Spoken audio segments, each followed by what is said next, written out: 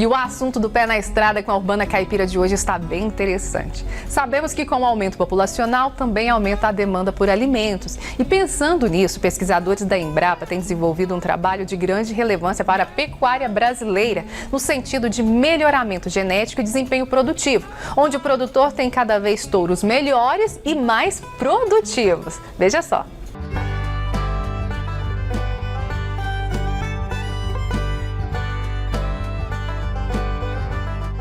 A pecuária brasileira enfrenta alguns desafios. Um deles é produzir mais sem destruir. Ou melhor, produzir animais mais eficientes que consigam converter melhor o alimento. E para isso, pesquisadores da Embrapa desenvolvem uma pesquisa onde eles fazem o teste de avaliação e eficiência alimentar. E sobre os desafios da pecuária no Brasil, o pesquisador mostra algumas formas de tentar melhorar essa situação. Nós temos um mundo que hoje está limitado em termos de pastagem, em termos de o crescimento da população, então nós temos que ser mais eficientes na hora de produzir esse boi. E aqui dentro do nosso programa, uma das características que a gente mede é a eficiência alimentar. Ou seja, buscar mais animais que tenham melhor eficiência na conversão de alimento em produto animal. O teste de eficiência alimentar é feito na fazenda da Embrapa Arroz e Feijão. Aqui estão 115 animais em fase de finalização, das raças Guzerá, Nelore e Tabapuã. E o pesquisador fala da importância desse trabalho para o desenvolvimento da pecuária no nosso país. Primeira coisa, a gente tem que identificar animais eficientes. Para identificar animais eficientes, só no momento que a gente consegue medir o consumo de alimento desses animais. Tá? Por isso que esses animais estão no confinamento. A eficiência alimentar, que também ela é chamada de CAR, consumo alimentar residual, tá? Era uma medida que veio para poder, que permite comparar indivíduos com diferentes pesos, ganho de peso e diferentes acabamentos, tá? Dentro do mesmo lote. Se a gente trabalhar só a conversão alimentar, que é consumo de alimento dividido pela taxa de ganho de peso, nós temos animais com diferentes conversão alimentar, que ela pode ser regrada tanto pelo nível de concentrado na dieta, tá? Mas ela também, do lado do animal, não expressa nenhuma situação aonde mostrando animais em diferentes fases da curva de crescimento deles. Então você não pode comparar dois animais de tamanhos diferentes, tá? Ou de grau de acabamento diferente. Por isso, como essas duas características elas estão, consumo e ganho está muito relacionado com o peso adulto, né? Se nós selecionarmos animais através desse critério conversão alimentar, automaticamente nós vamos aumentar o peso das nossas vacas, e que isso não é interessante porque aumenta muita exigência de mantença das vacas. Com isso nós vamos precisar de mais pasto ainda para manter nossos animais. E para descobrir o CAR, consumo alimentar residual, tem uma fórmula que é utilizada pelos pesquisadores. Quando nós temos as medidas de consumo da taxa de ganho de peso, do peso óbvio dos animais e da ultrassonografia de carcaça, que nos dá a espessura de gordura subcutânea tanto na garupa como costelas, que a gente chama de acabamento, tá? Nós fizemos um cálculo matemático equacionando todos os animais para o mesmo peso, mesma taxa de ganho de peso, mesmo acabamento, tá? E com essas três variáveis nós matematicamente estimamos um consumo que esse animal deveria ter para atender a média do lote. Quando a gente pega o consumo no coxo, que é o consumo observado, menos o consumo estimado, tá? Se ele consumiu menos do que ele deveria ter consumido, tá? Esse é um animal eficiente, que a gente chama de CAR negativo, consumo alimentar residual negativo. Então ele consumiu menos do que ele deveria ter para atender a média de todos os outros animais. Tá? Por outro lado, aquele animal que consumiu mais do que ele deveria, do que foi calculado para ele, esse animal é chamado de CAR positivo, ou seja, ele não é um animal eficiente. A prova não é só para os machos, as fêmeas também. Aquelas que entram em reprodução aos 12, 14 meses de idade. Nossa! Porque o normal ela vai emprenhar com 24 meses ou 36. Então, com 12? Com 12 meses. Meu Deus. E a gente tem, e grande parte dessas fazendas de seleção fazem isso. E isso tem uma grande vantagem. primeira coisa, no momento que você tem fêmeas, você não precisa, você trabalha com precocinhas, né? Com essas fêmeas que acasalam com 12, 14 meses, você tira do teu rebanho aquelas outras categorias de recria. Então, por exemplo, se você acasala com 24 meses de idade, quando você antecipa para 12, 14, você tira aquela categoria de 12, 14 meses da recria. Então, você só vai manter vaca no teu rebanho, vaca produtiva.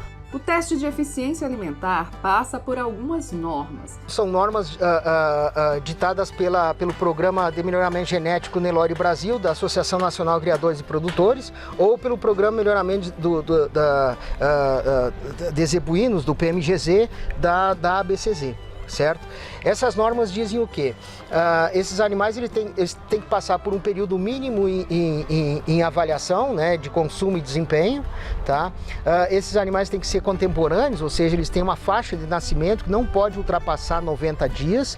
São animais que têm que ser uma faixa de peso mais ou menos similar entre eles, né, que não tem uma distinção de peso muito grande. E as normas dizem o seguinte: as taxas de ganho para esses animais nessa fase de 24 meses, ou 20 a 24 meses, ela deve ser calculada para atender até 1,4 kg por dia de ganho de peso, um nível de concentrado que não seja tão alto, né, mas um alimento de boa qualidade, o período de avaliação da prova. Como a gente usa todos os equipamentos eletrônicos da Intergado, com coxos eletrônicos, com médio consumo automaticamente, e aquelas plataformas de pesagem, onde o animal sobe, quando ele vai beber água, a gente consegue medir o consumo de água e ao mesmo tempo o peso dos animais. Então, assim, essa prova tem uma duração de em torno de 50 dias válidos. Tá? Ou seja, a prova dura 50 dias, mais o período de adaptação desses animais. Esses animais que estão no curral chegaram aqui com 8 meses. Passaram pelo teste de desempenho de touros jovens até estarem preparados para a prova de eficiência alimentar. E eles permanecem a pasto durante todo o período de recria e fecham em abril. Em início de março fecha a prova. E esses animais estão desde março. Mas tem outros grupos que vêm para cá, porque são selecionadores de genética que trazem seus animais aqui para fazer a avaliação. Então tem grupos que vêm em março também nessa avaliação, óbvio que eles não vão ter da faixa de 20 a 24 meses, eles vão ser na faixa dos seus 16 aos seus 20 meses de idade. A alimentação desses touros é basicamente a silagem, ofertada 2 vezes ao dia. Nós trabalhamos aqui com uma silagem de excelente qualidade para reduzir o custo de concentrado. Tá? Mas o produtor que não tiver essa silagem de excelente qualidade, ele pode trabalhar também na sua fazenda para fazer a avaliação, desde que atenda o nível de energia da dieta, que fica em torno de 70% a 72% de NDT para fazer essa prova. Não tem nenhum aditivo na alimentação deles? Não, para poder reduzir esse consumo? Não.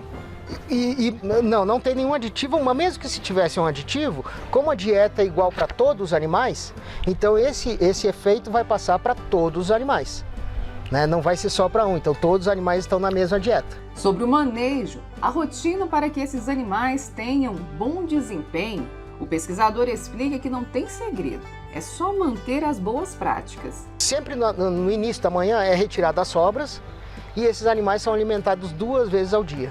Tá? Silagem mais o concentrado, misturado no vagão forrageiro e colocado à disposição dos animais. E os animais têm consumo à vontade, tá? De tal forma que eles consumam aquilo que eles precisam consumir justamente para a gente conseguir medir. Os bebedouros são os bebedouros com as plataformas eletrônicas, sempre com disponibilidade de água e o principal, a água, os bebedouros limpos todos os dias. Existem vários benefícios desse trabalho desenvolvido. Aqui a gente tem animais que consomem, que permite identificar aqueles animais que consomem menos alimento para o mesmo ganho de peso, o mesmo nível de produção. Aqui a gente trabalha com touro, mas esses touros vão produzir filhos e filhas eficientes. Certo? Então, a primeira consequência é quando você identifica um animal que seja realmente eficiente, esse animal vai produzir filhos, né, que nas fazendas comerciais, né, A fêmea, por exemplo, vai ficar 5 a 6 anos no pasto consumindo alimento.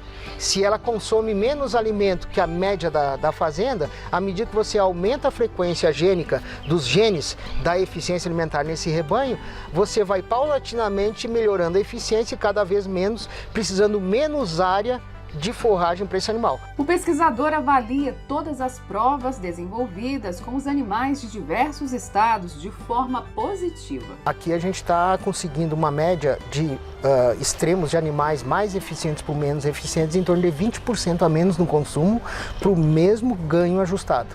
Esse seria um dos impactos econômicos. Econômico, quer dizer, para o mesmo ganho, você tem animais que são realmente mais eficientes e consomem menos. Com isso, você precisa de menos área de pastagem, ou precisa de menos alimento, ou pode na mesma área de pasto, colocar um número maior de animais. Menos forragem. Exatamente. Então, você tem uma menor necessidade de alimentos, porque ele aproveita melhor o alimento existente. E como que é feito esse aproveitamento? Tá? Aí, a outra forma é justamente em cima das exigências de mantença. Porque aquilo que a gente identifica aqui, a maior parte das causas relacionadas à maior eficiência é exigência de mantença menor. No metabolismo animal, melhor digestão, melhor uso dos nutrientes, melhor complexo enzimático, melhor tamanho e funcionalidade dos órgãos que a gente identifica nesses animais. E a herdabilidade é moderada a alta, principalmente quando a gente trabalha com genômica. DNA, isso aí, todas as informações aqui, todos os animais também são genotipados, né? E com isso a gente tem uma acurácia maior dos valores calculados para eles. Outro ponto importante que deve ser levado em consideração é sobre o custo para fazer esse tipo de avaliação. A gente tem que pensar assim, o selecionador de genética, né, que ele produz o touro para ser vendido no mercado, que vai ser o pai da bezerrada que vai comercial. Esse é selecionador de genética. Esse aqui é para selecionador de genética. Então, esse aqui quem vai utilizar diretamente é o selecionador de genética. Por quê? Porque ele está colocando mais uma característica que é avaliada dentro daquelas réguas de DEP, né, das características genéticas do animal, que são 37 características, uma delas é do animal ser eficiente ou não. Então, ele vai trazer dentro do programa de melhoramento genético do selecionador o animal mais eficiente. E vai vender o animal mais eficiente para quem comprar o touro e usar o touro na sua vacada para produzir animal comercial. Então, o animal comercial que vai ser eficiente. Então, o programa aqui é para avaliar e identificar quem é eficiente, né? Que traz resposta para o selecionador. E quem comprar esse touro, que são esses touros que são eficientes, vai passar lá para o seu rebanho, lá para a sua vacada, vai aumentar com as filhas, né, desses touros. Então, as filhas que vão substituir as mães vão ser mais eficientes que as mães, e com isso vai aumentando a carga genética da eficiência alimentar. Vai apurando. Vai melhorando, aumentando a frequência gênica, que a gente fala, né? Entendi. Da eficiência alimentar, e com isso, ao final de alguns anos, você vai ver, o produtor vai ver que vai ter uma melhor eficiência e uma necessidade menor de pastos. E tem dica para o criador de gado. De todas as nossas avaliações, em 5 anos de trabalho, nós temos mais de 200 animais avaliados. Tá? Dentro desses 200 animais avaliados, se a gente pegar o extremo de eficiência alimentar e o extremo negativo, o mais eficiente contra o menos eficiente, nós estamos em cada grupo de avaliação e em cada raça, nós estamos encontrando algo muito próximo a 20% de diferença no consumo. Tá? Então, 20% no consumo, se a gente pensar em um rebanho de vacas, se a gente tivesse rebanho de vacas não eficientes e rebanho de vacas no mais extremo da eficiência, em 100 hectares, nós poderíamos colocar 20 vacas a mais ou colocar 20% a mais de vacas na mesma área. Isso representa economia. Ambientalmente, isso aí também é uma coisa muito interessante, porque o animal que é mais eficiente, ele produz menos gás de efeito estufa, porque ele usa melhor o alimento, e também, por usar melhor o alimento, ele produz menos esterco. Né? Então, ambientalmente é uma coisa, além de econômica, ambientalmente é uma coisa sustentável.